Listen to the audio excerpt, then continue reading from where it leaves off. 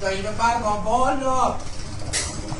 آی دایی برو بفرما پایین ای بفرما بالا سنگر را خوب و قشنگی داشتیم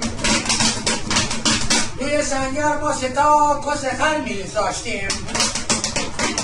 جنگ ما را کسخل و خن کرده بود جبهه ما را لاجه و خور کرده بود بانوان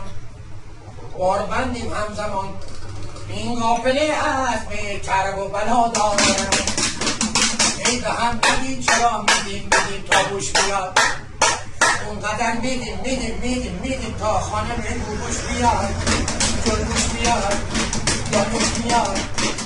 کاش که هیچ وقت هوا تاریک نمیشد بابا به مامان جون نزدیک نمیشد کاش که خوابم میومد میخوابیدم این همه چونده ها رو نمیدیدم بابا با شیطونی آغاز میکنه مامانش دوله کشه باز میکنه باز خیلی باز چیرا اما پندره باز چراغا رو خاموش میکنن همه چیزها رو فراموش میکنن گاهی ناله گاهی هم توش میکنن تو میشه این چون درم روش میکنن گاهی ناله گاهی هم جیغ میزنه صبح کمپانی هم جیغ میزنه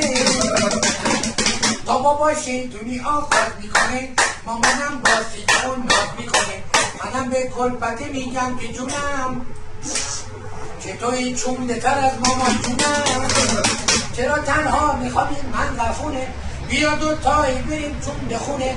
به شب شکولت بدم کنم تا بذاره با منوهاش بازی کن با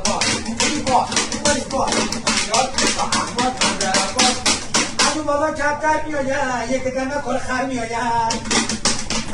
آی کل خر پارسی من یه ایرانی هستم به خاطر تو کل پسر بارم رو باشم سیارا چک جنجم تو منو دیبون